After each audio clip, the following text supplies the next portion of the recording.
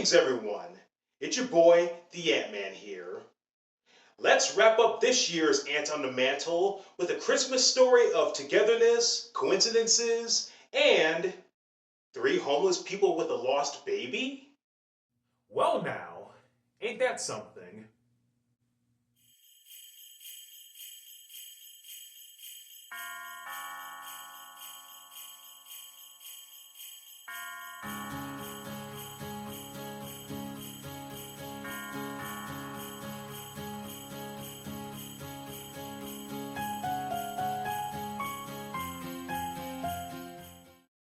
Tokyo Godfathers is an animated feature written and directed by Satoshi Kon and was released in Japan on November 8, 2003, and in the US on January 16, 2004. It won the Excellence Award at the 2003 Japan Media Arts Festival and Best Animation Film at the 58th Maneki Film Awards. Now you might wonder, does it deserve those accomplishments? I definitely think so. And why is that? Well, let's start off with what the film is about. The story centers around a trio of homeless people, including a man named Gin, a trans woman named Hana, and a teenage girl named Miyuki.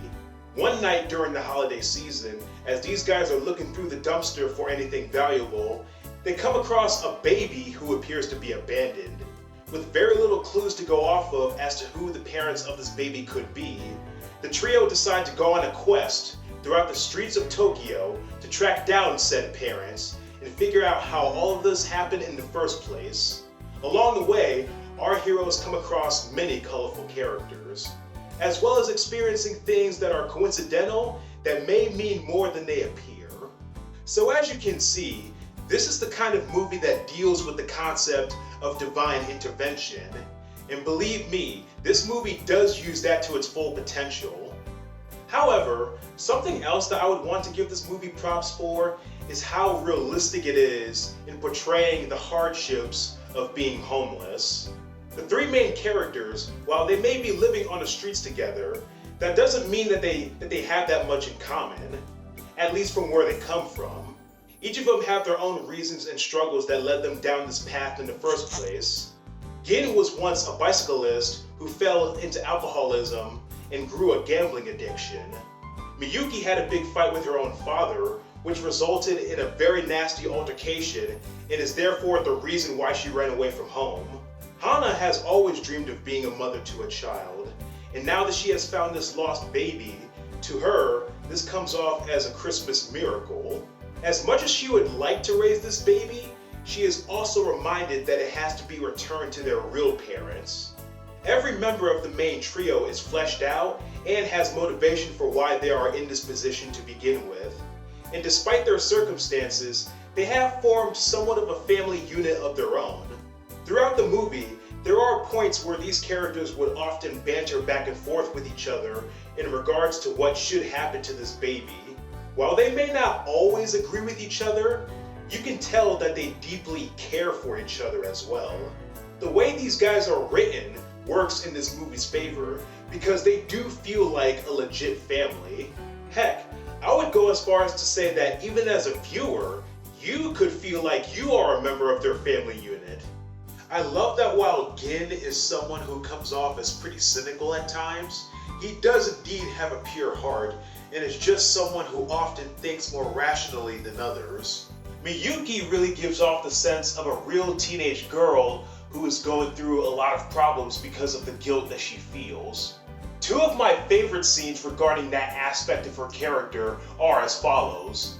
The first one takes place after Miyuki, alongside the baby, was taken away by the hitman.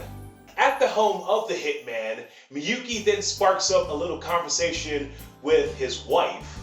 However, due to the fact that Miyuki speaks Japanese, or English depending on what dub you're watching, and that both the hitman and his wife speak a Latin language, there is of course a barrier between them. But the moment these 2 find connection with each other is when Miyuki peeps at an old photo of the wife alongside her own father.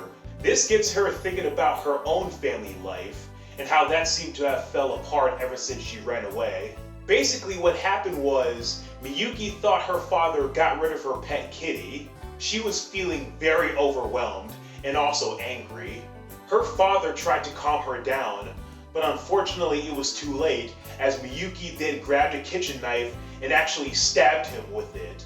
He seemed to have recovered from it, even still. This altercation got Miyuki filled with so much guilt that she felt the need to run away and never look back. As she is thinking back to this moment, she starts feeling emotional. Luckily, the hitman's wife is there to console her. This is a really powerful moment, given that Miyuki has a moment to let out how she feels, even if it is to a random stranger. At least she was able to tell someone, and despite their language barrier, they still find a way to understand each other through emotions, which is very profound. The second scene regarding this plot thread is when Miyuki actually calls up her father through a payphone. He actually picks up and figures out that it is his daughter after half a minute. Once more, the guilt that she had was just way too much, and she then breaks down crying, hanging up the phone. I think a lot of us could relate to this, given that there may have been points in our own lives when we made a mistake that seemed unforgivable, and we feel like the worst human being alive. The relatability of it makes you feel emotions for this character, and I think this deserves a lot of credit where credit is due. Despite all of that, the fear that Miyuki carries doesn't define her. She still comes across as a pretty upbeat and likable character. I love the fact that she has her own fair share of sarcasm and wit, even sometimes butting heads with Gin, which I admit is pretty funny. But by far, the best character out of the main trio, who I also consider to be the main show stealer in this movie, has to be Hana. Her energy is outmatched in every scene she's in, and she is such a pure and sassy spirit that has a lot of love to give. We learn that she never knew her own mother, and was sent to one foster home after another as a child. She then became a drag queen entertainer at a club, and ended up losing her husband to head trauma, which affected her deeply. Much like Miyuki, her difficult past doesn't define who she is as a person. She's still someone who has a strong sense of self and knows when to be serious and show wisdom, while also being comedic and knowing when to lighten the mood. I especially love the fact that while she has her heart in the right place, she would often be a little too extreme when it comes to her emotions. She comes off as very sensitive, which makes sense given that Hana is the type to put others before her own self. We see her getting emotional over something sentimental a few times throughout the movie, and I just can't help but want to embrace her because of her pure heart. Plus, she does make for one hell of a drag show entertainer too. だから古い思い出はもう焼けてきたらしい Man oh man, Hana's music act is giving Frankenfurter a run for his money. But man, when Hana is feeling bothered, she'll let you know right then and there that you are a problem. In this flashback, as she was trying to focus on her performance, this one customer, being rude as hell, calls her an old fart. This triggers Hana so much to the point where she actually ends up going over to his seat and giving him a beat down. Oh, and if you thought Kevin's mother in Home Alone 2 had a good hand for slapping, well, Hana is here to say, hey, I can slap the shit out of people too. Damn! I would also love to take this time to show appreciation for the fact that Hana is one of the most positive portrayals of those in the LGBTQ community. If this were any other movie, there most likely would have been lazier and harsh jokes at the expense of her trans status. She could have been portrayed as a walking, talking caricature, but she isn't. She is legit a great character with a lot of personality and spunk, who anybody watching this movie can connect with. I should also mention the fact that the voice actress who dubbed over Hana for the English dub, Shakina Nafak, is actually trans herself, and is also an activist for the community. She does such a wonderful job playing this part, and just oozes so much of the charisma that this character is supposed to have. This movie has really good drama, as well as good comedy. I really respect how they are not afraid of subverting expectations and kind of acknowledging certain cliches that you would find in a Christmas movie. One example of this can be found in one scene where we see Gin in a dark alley after getting beaten up, and as he is on the ground, a woman dressed up as an angel walks up to him appearing to be magical with a shining aura around her. She asked him if he would like a dash of her magic or an ambulance. Gin chooses the ambulance, and right after she stops glowing and then goes like, "Really? That's so rude." I've mentioned earlier how the main trio would often banter with each other, and I will admit, those often make for some of the most entertaining scenes in the movie. Probably the best one has to be when they're at the hospital, and Hana is just so fed up with Gin's nonsense to the point where she tells him off, and man, the animation gives just the right amount of expressions on her face. What? Ah, did I hear that right? On the other hand, you are an authority on digging through garbage. You wrote the book on getting into debt, but you did make a baby. Come on now. How is anyone able to look at any of these faces and not burst out laughing? Speaking of which, since I did bring it up, I must say, the animation in this film is gorgeous. You can tell that the artists were trying their best to make this as close to the real-life streets of Tokyo as possible. I love how in scenes of the characters talking outside, you can see a subtle hint of the cold air coming out of their mouths, much like you would see in the real world. While this is the most down-to-earth thing that Satoshi Kon has ever created, there are one or two scenes that could remind someone of some of his past works that were a little more out there, like Paprika or Perfect Blue.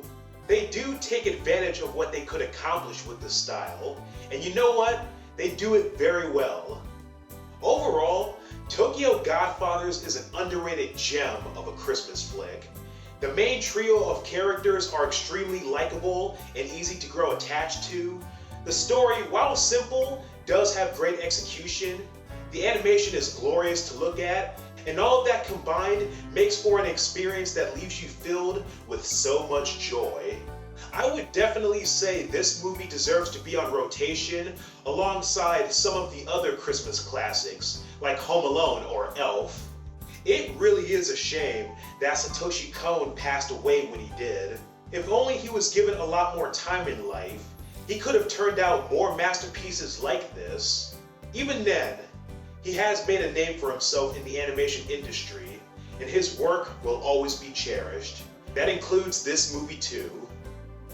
I give Tokyo Godfathers a 10 out of 10.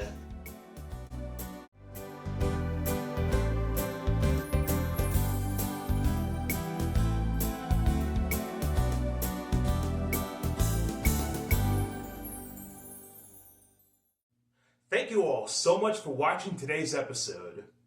I hope all of you had a Merry Christmas and a Happy New... What was that? Christmas has been over for a few months now? And it's even more awkward because I was supposed to have done this review when the New Year's celebration was still recent? Well, shame on me. You see, kids? This is what happens when you have a buttload of real-life responsibilities.